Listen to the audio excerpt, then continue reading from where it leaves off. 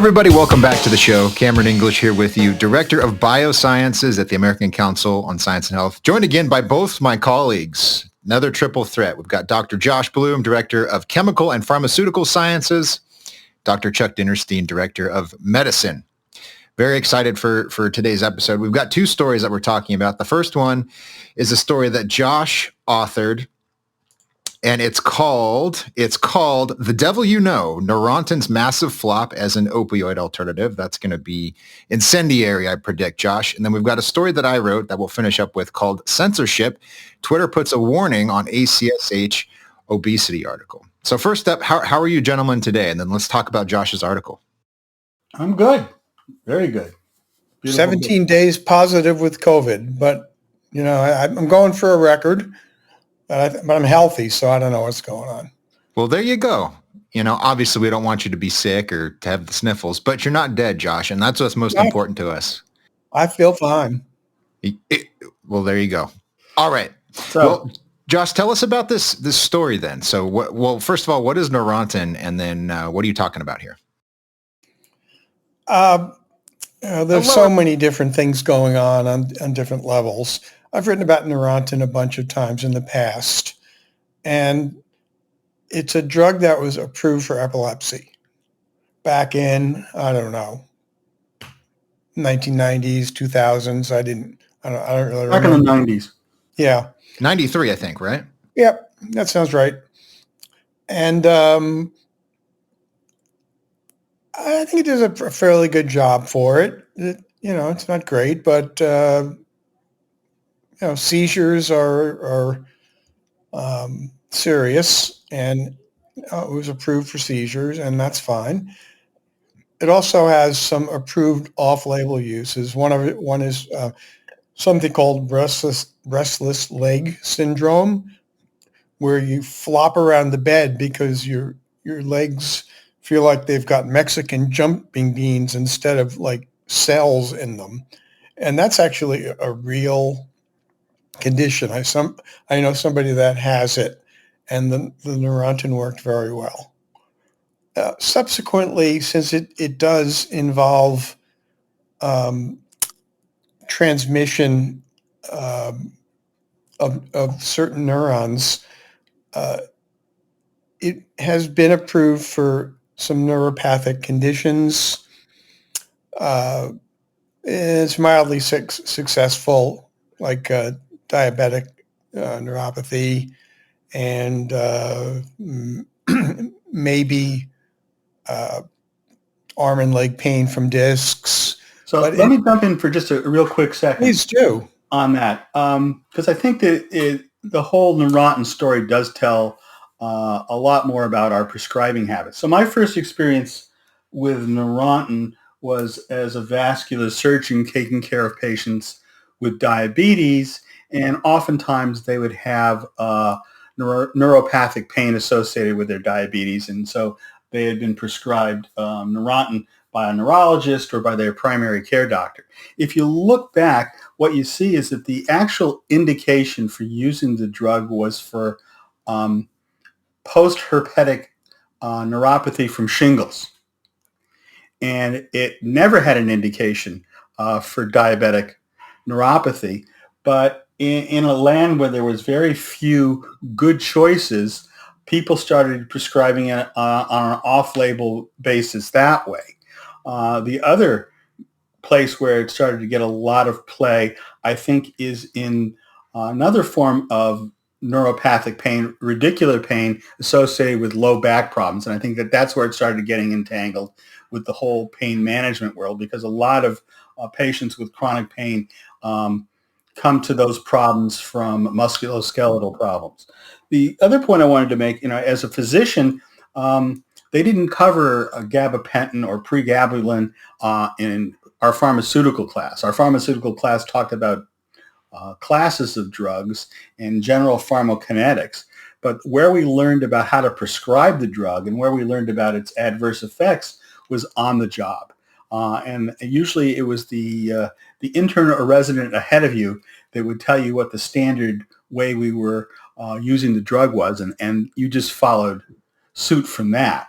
So much for the academic study of how to prescribe the drugs. And so most physicians, I think, came to Neurontin because they saw other patients on it, and they were all getting 200 milligrams TID. So you would start them on that, and they didn't respond. You would, jack the dose up, being careful not to exceed the guidelines. But I don't think there was a lot of formal education for practitioners and how to use the drug. So this is a good example of indication creep, as far as I'm concerned. Chuck, it's also, I remember back in the late 90s, I think it acquired a reputation as being a very safe drug. So you could take large amounts of it, and people were using it for insomnia also. Sometimes 2,000 milligrams a day, which is way, way over any dose for any legitimate indication. So I think the safety has come under scrutiny as it's used more. And I think it's clear now that it's not as safe as doctors thought it was a couple of decades ago. Would you agree? I would. And then the other place I looked just to get a better sense of it, because I knew we were going to talk about it today, there's two other numbers that may help put that drug in context. One's called the number needed to treat, which is how many patients you need to treat with the drug before you have benefit for one patient.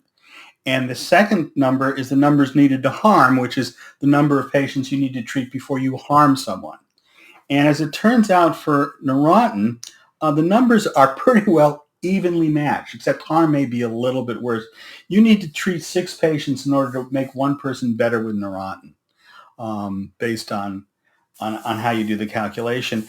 And in terms of harm, depending on which harm you talk about, you may need to treat as little as 3 patients before you have harm. So I think that you're 100% correct that a lot of the harm in the drug, or the adverse effects, let's call it the adverse effects, were underplayed because people weren't paying attention to them once they started prescribing it. So there's several things I want to throw into the conversation, and I'll just turn it back over to you guys because this is interesting to listen to. So to follow up, first and foremost in what you're just talking about, Josh, you point out in the story that this drug is prescribed more often off-label today than for what it's actually indicated for. I know you guys are talking about that. So how much of that is due to its use as an alternative to opioids right now? I would say, and this is just a rough guess, more than half. Oh, definitely more than half. Maybe more than 80%. Yes. Because, when you just think about people with diabetic neuropathy, and there is really it's not indicated for that drug. Lyrica does have an indication for it, but the results have been at best mixed. But Neurontin, which is what most of the people are prescribing, because Lyrica remains a branded drug and is far more expensive, is more dangerous. Is being used in place of other pain meds for treatment of neuropathy, and has for several decades at this point. Well, based on that, I have to give Pfizer a partial pass because their sales were going up because of however they might have pushed it off label in an illegal or immoral way, but because doctors have very little to turn to for people who can't take NSAIDs like Advil or Aleve. So I think this is, there's kind of a general feeling out there that this is a fairly safe non-opioid method of treating pain in general, which is a bunch of nonsense, of course. But if pain patients comes into a doctor's office with let's just say back pain or a disc problem or any number of either neurological or muscular disorders. And the doctor has very little choice now because, fine, take Tylenol and good and plenty at the same time because they're synergistic and they work equally well.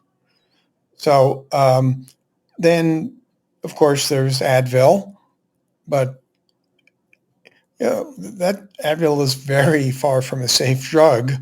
It destroys your stomach and kidneys. People are allergic to it. Lots of people just can't take it. So those are your choices.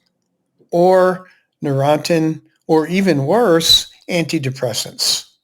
So what do you do when you're a GP and a patient comes in with some kind of a pain issue or chronic pain, or even worse, a patient that's no longer has a physician because the physician was thrown in jail or quit pain management because of the DEA on their back. So, it's an impossible situation. And Chuck, maybe you have a better idea. If you were practicing and you had a new patient come in, what would you give him? Well, again, the patients that I'm seeing are primarily patients with diabetic neuropathy. And you can't give them the NSAIDs because this is the same group of patients that are at risk for significant kidney disease. So you already, those drugs are just off the table for that group. And I'm looking for a kind of a one and done drug that I use a lot so that I have some familiarity with. And much to my embarrassment, I would say that Neurontin would be the first step in treating it. And if I got a reasonable response with Neurontin, and we haven't even considered to what degree their reasonable response is really placebo response. But if I got a reasonable response with that, I'm good. If I don't get a good response with that, then we start talking about speaking to people in pain management. But you're correct. It is a very difficult problem to treat. And your heart goes out to these patients when you see them in the office. And that's one of the reasons why I think doctors reach for their prescription pads, because they just don't have a whole lot of other things in the armamentarium to offer.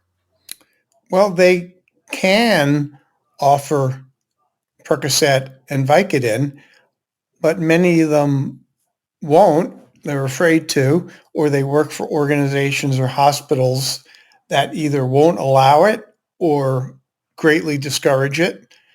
And I feel badly for the doctors and the patients in this case, because the government has taken over pain medicine and could not have screwed it up worse. Well, and you're correct, but I think they're also aided and abetted to some degree by corporate medicine and guidelines. I cannot tell you how many times I've talked with a physician and they will fall back on, this is our protocol. This is what we've agreed to. This is what we do. I'm not going to change the protocol to accommodate your particular needs today. So that becomes more reflexive medicine than anything else. I don't think it's a great answer, but it does provide our corporate overlords with a modicum of quality control, and I put quality in air quotes. Well, you better make a lot of quotes, because we full know that it barely works for what it's approved for. And the off-label uses for, let's say, muscle pain or a broken leg or something, that's no more than human experimentation in my mind. I don't think anybody could argue with that. So this is, I wouldn't say a corporate problem. This is a government problem. This is a DOJ, DEA problem. You can throw in the CDC there also. And it's doctors not being allowed to practice medicine. And if you came back to practice not as a surgeon, but as a GP or a pain management guy, you're going to have people coming on all day. And you just told me that the best option is Neurontin, which doesn't work and is dangerous. So the problem here is like terribly obvious. Are you guys looking at this through the same lens that I am? Because I write about this all the time. Let's throw a few numbers in here, Josh. These aren't originally from your story, but you cite these. You say that between 2004 and 2019, the number of prescriptions for gabapentin or Neurontin rose from 18 million to 45 million, an increase of 250%. And you also point out that this drug is now one of the top 15 drugs responsible for overdose deaths. Now, as a layman, I can't help but think that those numbers are connected. So I want both of you to give me your insight on that issue. They're absolutely connected because if they're combined with opioids, they do approximately the same kind of thing that alcohol or benzo would do. They contribute to respiratory depression. And what's really pathetic, and I haven't even mentioned this, is why would Neurontin be combined with opioids? The answer is because your patient that was doing pretty well on 100 milligrams of oxycodone a day and is now on 30, they go and get a bunch of Neurontin and they combine it, and lots of it, with their prescription med. What little they get isn't working. And there you're running into problems. So this I don't believe is a street drug problem, unlike the rest of it.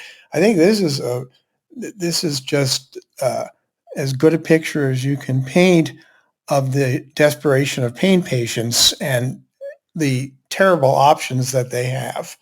So I don't think I can prove that we're seeing these deaths from legitimate pain patients rather than addicts, but a number of the people in the field strongly believe this. So I'm going to go with that. That's pathetic. Sorry? That's really pathetic.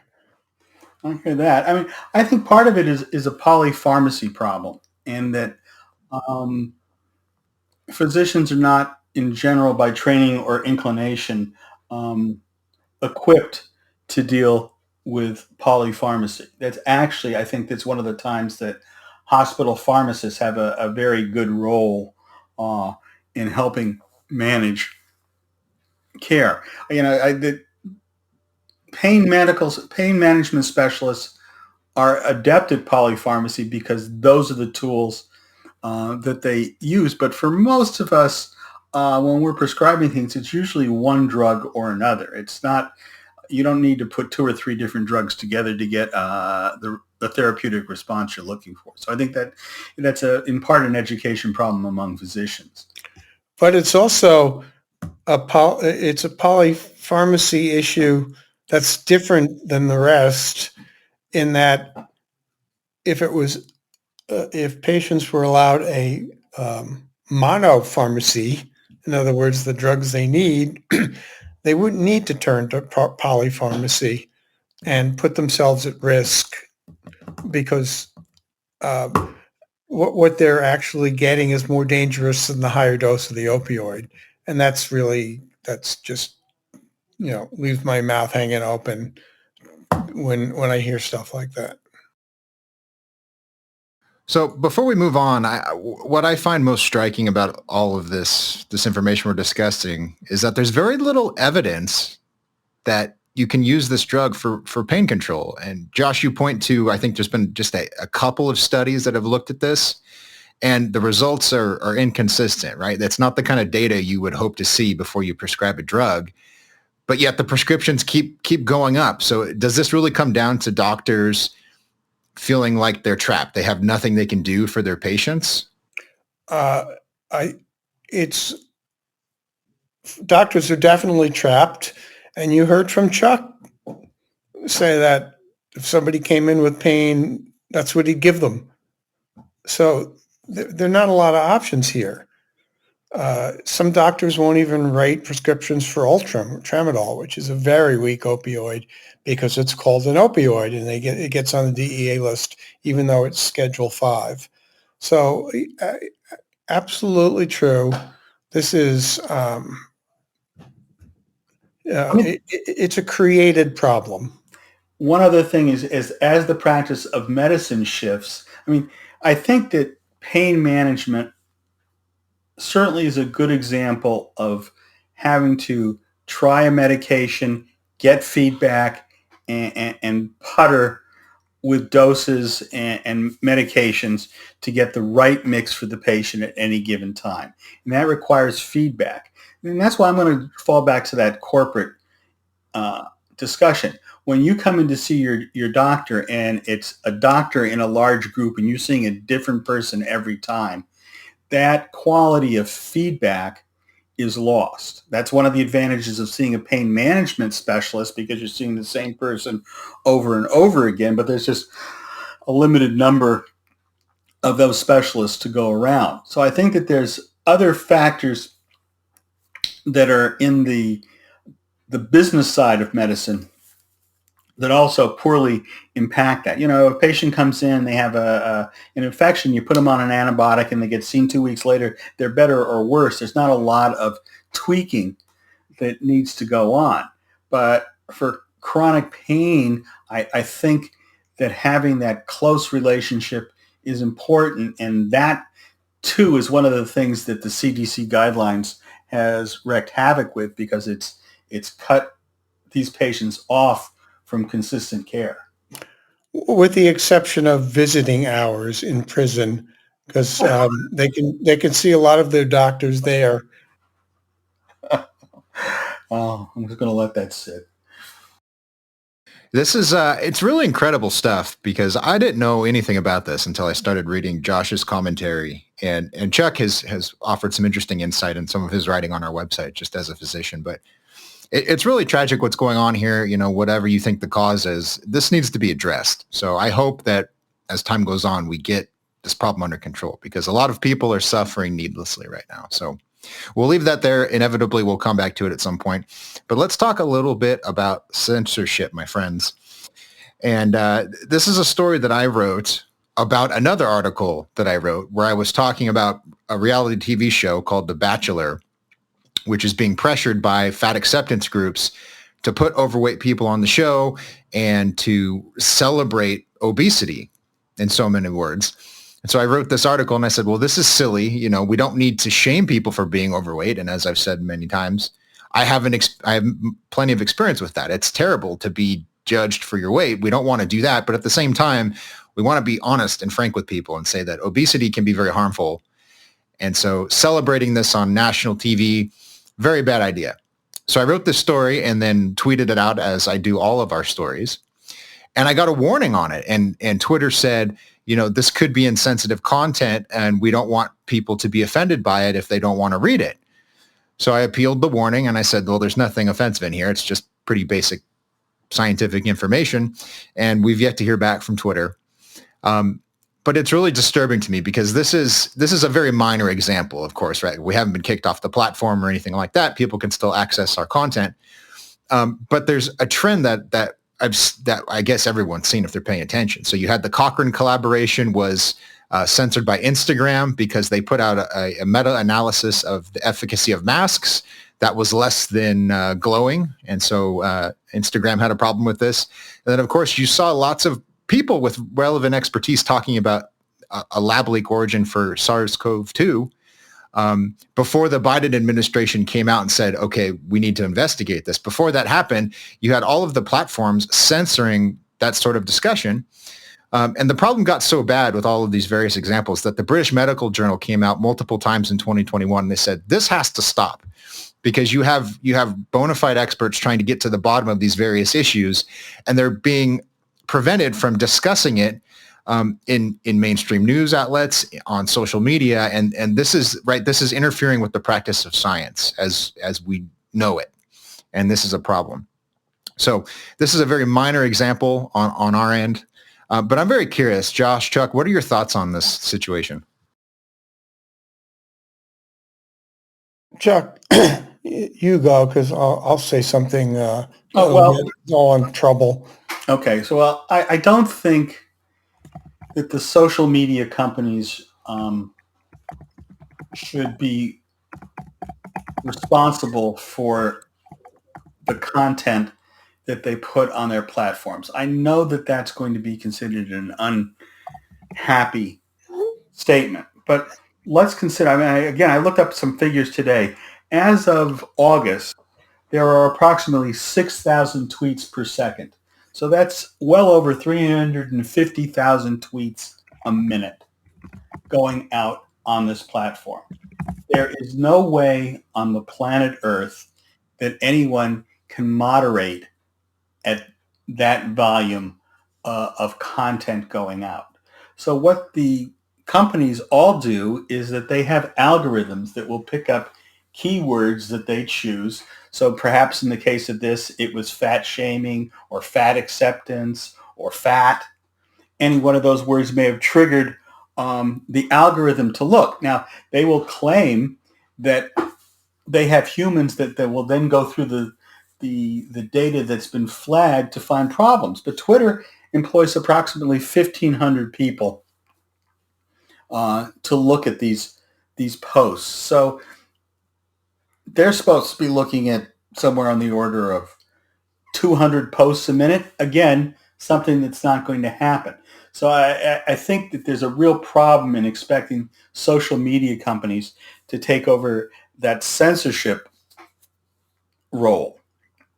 So to my mind, that's the biggest problem. The other problem, which I think goes hand in hand with that, is that one way to deal with the problem of misinformation or out and out lies is to have real names attached to what's being tweeted or being used on Facebook or what's being used on any other social media. There is no, accountability. One of the nice things about having had the village square is you could always tell the village idiot because he looked or she looked the same all the time. You know who that was. On the internet, it's tough to identify the village idiot. And I think that if you had to verify that you are who you are and your name went next to what you were saying, that a lot of the trolling and the bull would disappear because people, I think that a lot of people do this stuff because they can hide behind being anonymous. Nobody knows you're a dog on the internet, and they make use of that fact. That's a very good point. And, this issue, this tension between the mass amount of information that people are putting up on the internet and consuming, it doesn't work very well with any sort of a censorship model or any kind of even a fact-checking model, frankly, because you just can't go through all the information. So you get these really weird circumstances. And let me give you just an example. This actually happened a little while ago. I was on Twitter and I was searching for an account that I followed. It doesn't matter, but it's an author that I follow, and I was just curious to see what his comments were on a recent news story. And I typed in his name incorrectly. His first name is Tom. So instead of typing Tom, I just typed in T-O and then his last name Woods. And the very first result, I promise I'm not making this up. The very first result was two people who had gone to the woods to do very unchristian things to each other. And it was just, it was sitting right there on Twitter. There was no warning on it. Now, it could be because the settings on our account are not set to, hide porn from me, because that's just not, we're there to share our science content, interact with our followers, right? This is not what's on my mind, at least when I'm on our account, So all that to say, you have like blatantly hardcore pornography on Twitter. It's very easy to access, and I'm not here to talk about that issue, but my point is that all of these crocodile tears about being insensitive to people's feelings, it's disingenuous. I just don't believe it, that Twitter actually cares about this. They're trying to cater to different groups of people who have contradictory worldviews, and they just can't possibly cater to everyone. It's just not going to work. And so you end up with these really strange situations. Right. And the other pieces are the algorithms that draw you further and further down whichever rabbit hole you have stumbled into, because they want you to remain on the platform. And I think it would be far better from my point of view if they would address some of those attention gathering algorithms rather than worrying about the content, because the content can be anywhere. And the other thing that I've seen, certainly with some of the articles that we do on the website, is that they're picked up by aggregators, and I just go, oh my God, how did they get a hold of this? And they may cite us, but it may not have anything to do with what we actually wrote. So, at what point, how do you decide who to have on, who not to have on? I don't think that censorship scales. It certainly doesn't scale. And unless we want to live in a country where everything has to be pre-approved, I don't know that we can look to the social media companies as being effective in moderating the debate. Certainly. And I think what you're seeing, at least originally, they didn't have any interest in censorship, because if you could go back in time, go to Twitter in 2014, for example, you could say anything. And I know that because I would follow accounts and I would see people retweet things, and it was the Wild West, basically.